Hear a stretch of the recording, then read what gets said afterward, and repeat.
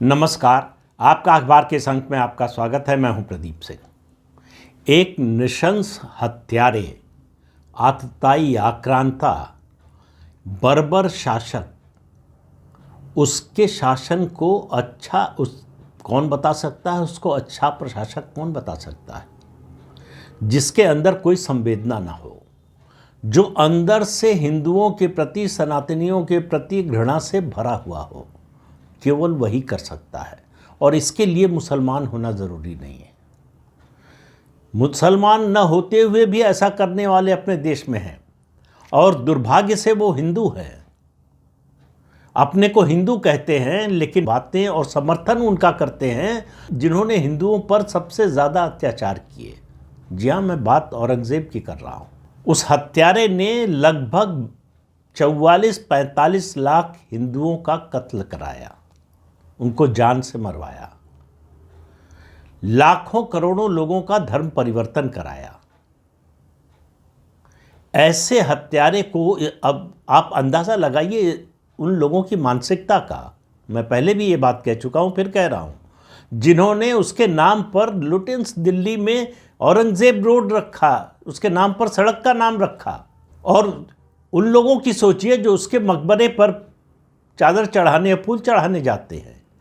और सबसे ताज़ा उदाहरण है अबू आज़मी का, जो समाजवादी पार्टी के मुंबई के अध्यक्ष हैं। उन्होंने जो बयान दिया है औरंगज़ेब की प्रशंसा में, उनको असेंबली से सस्पेंड कर दिया गया है। बजट सेशन चल रहा है महाराष्ट्र विधानसभा का, असेंबली के बजट सेशन तक के लिए उनको सस्पेंड कर दिया गया है। छत्रपति शिवाजी महाराज की धरती पर, छत्रपति संभाजी महाराज की धरती पर खड़े होकर कोई औरंगज़ेब की प्रशंसा करने की हिम्मत भी कैसे कर सकता है? वो हिम्मत इसलिए कर रहा है कि ऐसे तमाम हिंदू हैं जो उसका समर्थन करते हैं। उसके खिलाफ FIR भी हो गई है। और सबसे अच्छी बात जो है, उत्तर प्रदेश के मुख्यमंत्री योगी आदित्यनाथ जी ने कहा है। उन्होंने कहा कि ऐसे व्यक्ति को जो छत्रपति शिवाजी का और छत्रपति संभाजी महाराज का अपमान करता हो, उसको इस देश में रहने का अधिकार क्यों होना चाहिए? उन्होंने कहा उत्तर प्रदेश भेज दीजिए उसको, यहाँ ऐसे लोगों का इलाज करना हमें आता है। लेकिन ऐसा नहीं है कि अबू आज़मी के समर्थन में कोई नहीं है। उनके नेता, उनके सुप्रीमो अखिलेश यादव, वो ट्वीट करते हैं कि सच को दबाया नहीं जा सकता। अब ये देखिए, ये परोक्ष रूप से औरंगज़ेब का समर्थन है। अबू आज़मी ने जो कहा, उसके बाद समाजवादी पार्टी को उनके खिलाफ एक्शन लेना चाहिए। लेकिन अबू आज़मी के बचाव में उतरे अखिलेश यादव।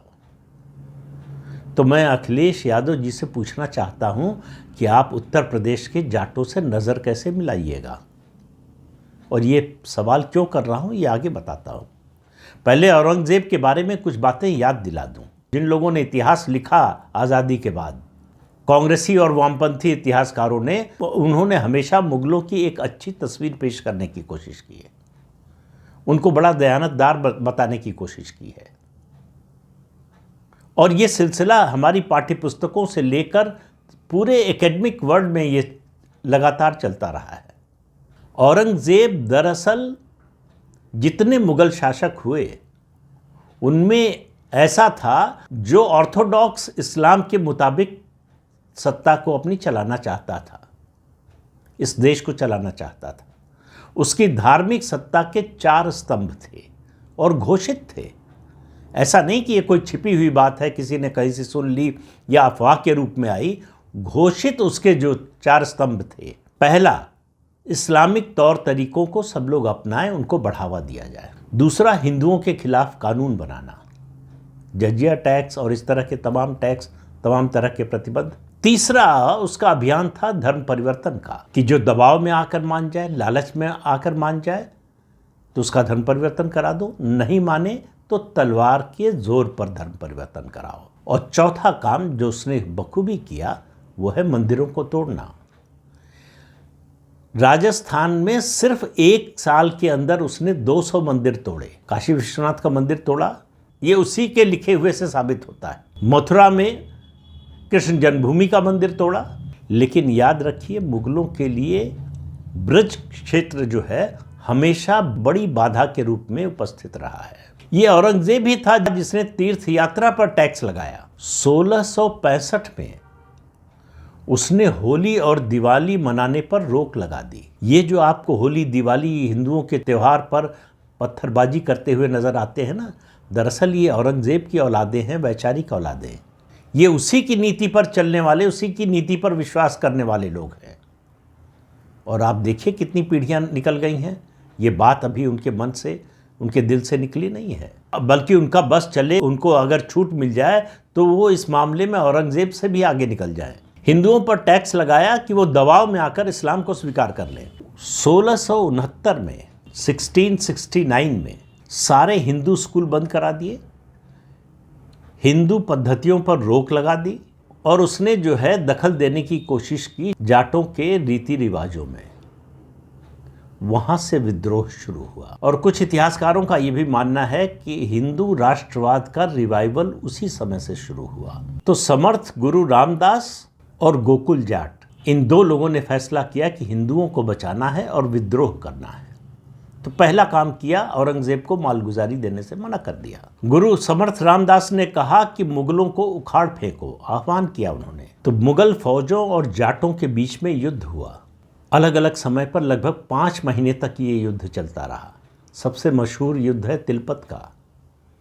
तिलपत जो आज फरीदाबाद में पड़ता है, और तिलपत से पहले मथुरा से 6 मील दूर राया विकासखंड में एक गांव है सिहोरा, वहाँ भी मुगलों और जाटों के बीच में युद्ध हुआ।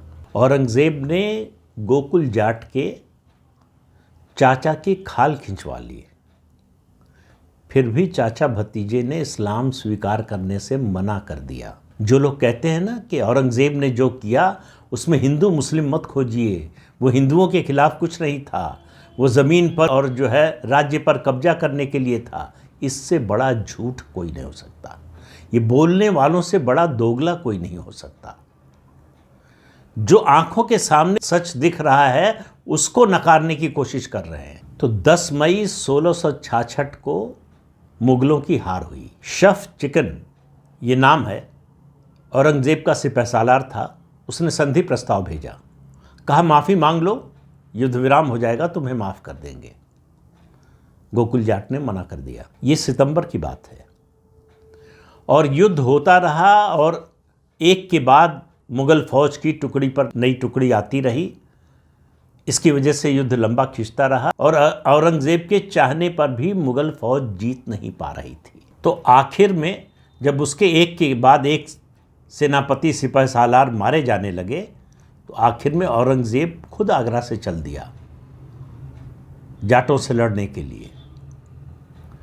अब मुगलों के पास तोपें थी तो जाहिर है कि जाटों और उनके साथ जो लोग जुड़े हुए थे उनका विद्रोह बहुत लंबा नहीं चल सकता था। 28 नवंबर को औरंगजेब खुद जो है मथुरा तिलपत की ओर उसने प्रस्थान किया और दिसंबर के आखिरी हफ्ते में जब विद्रोहियों की जीत होने वाली थी उस समय मुगल फौज की एक नई टुकड़ी आई और उस युद्ध में विद्रोहियों की हार हुई। गोकुल जाट को गिरफ्तार कर लिया गया और आगरा कोतवाली के चबूतरे पर उसको बांधकर खड़ा किया गया। औरंगजेब सामने बैठा था सिंहासन लगाकर।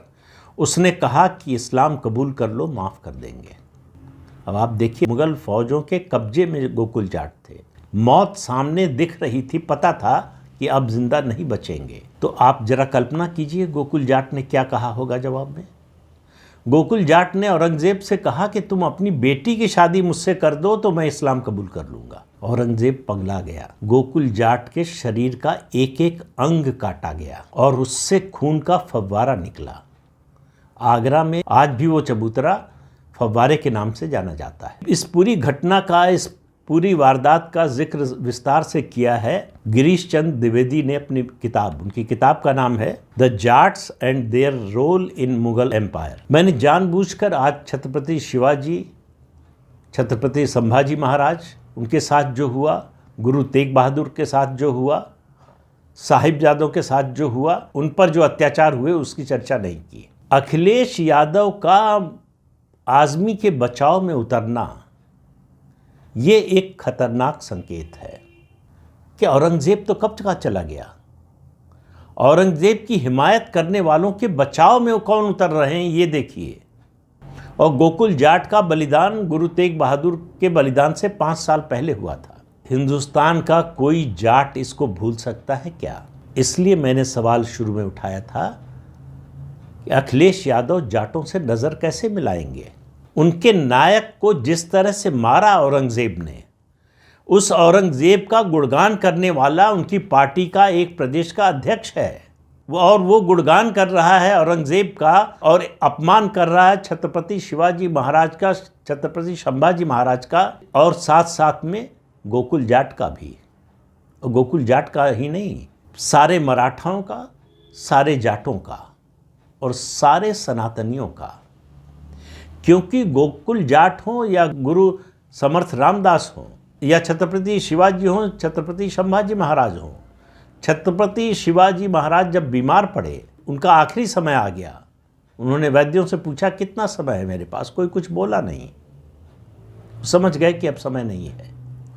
उन्होंने कहा औरंगजेब के अत्याचार से देश को बचाने के लिए, मराठाओं को बचाने के लिए मैं जितना कर सकता था मैंने किया। अब इस लड़ाई को आगे बढ़ाएंगे संभाजी महाराज। ये वो औरंगजेब था जिसने 17 साल की उम्र में ओरछा का मंदिर तोड़ा था।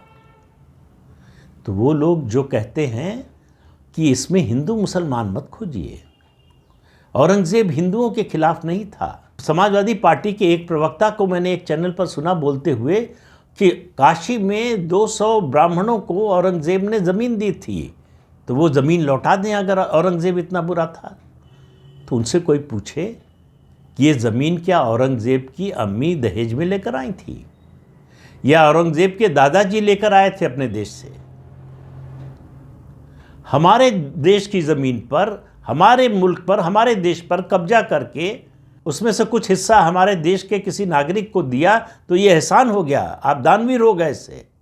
ये वैसा ही है कि कोई हमारे घर पर कब्जा करके एक कमरा दे दे और कहे कि देखिए अब हमारी प्रशंसा कीजिए कि हम कितने दानवीर हैं, कितने सहृदय हैं। इस तरह का तर्क देने की हिम्मत कहाँ से आती है?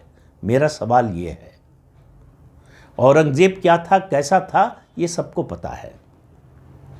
लेकिन ये जो औरंगजेब के पैरोकार हैं आज 21वीं सदी में भी, उनकी हिम्मत कहाँ से आती है? सिर्फ इसलिए कि इस देश का कानून कमज़ोर है। ऐसे लोगों को सज़ा, उसके लिए कोई उदाहरण है तो जर्मनी में जो कानून बना, जिसको बहुत से देश, यूरोपीय देश मानते हैं, हिटलर ने जो किया या होलोकॉस्ट पर जो है टिप्पणी करना, अगर आपने किया है तो आप जेल जाएंगे। दक्षिण अफ्रीका ने स्वतंत्रता संग्राम जीतने के बाद ट्रूथ एंड रिकन्सिलिएशन कमीशन बनाया। भारत में ऐसा कुछ नहीं हुआ, बल्कि इसका उल्टा हुआ। जिन्होंने अत्याचार किया था, इस देश पर कब्जा किया, जबरन धन परिवर्तन कराया, लाखों लोगों की हत्या कराई, उनको महिमा मंडित करने का काम किया गया और आज तक हो रहा है। तो अबू आज़मी और उनके समर्थक, उनको जेल से बाहर क्यों होना चाहिए? ये इस देश के आम लोग जानना चाहते हैं। क्यों ऐसे लोगों को अभिव्यक्ति की स्वतंत्रता के नाम पर देश का और देशवासियों का अपमान, हमारे नायकों का अपमान करने का अवसर दिया जाना चाहिए? ये अधिकार क्यों मिलना चाहिए? दुनिया में कहीं भी अभिव्यक्ति की आज़ादी जहाँ भी है वो निर्बाध नहीं है। हर आज़ादी के साथ एक अंकुश भी होता है, एक सीमा तय होती है, लक्ष्मण रेखा तय होती है कि इसको नहीं लांघेंगे आप। औरंगजेब का समर्थन करने वाले, उसका बचाव करने वाले उस सीमा को लांघ रहे हैं। तो ऐसे लोगों से निपटने के लिए सख्त कानून का होना बहुत ज़रूरी है।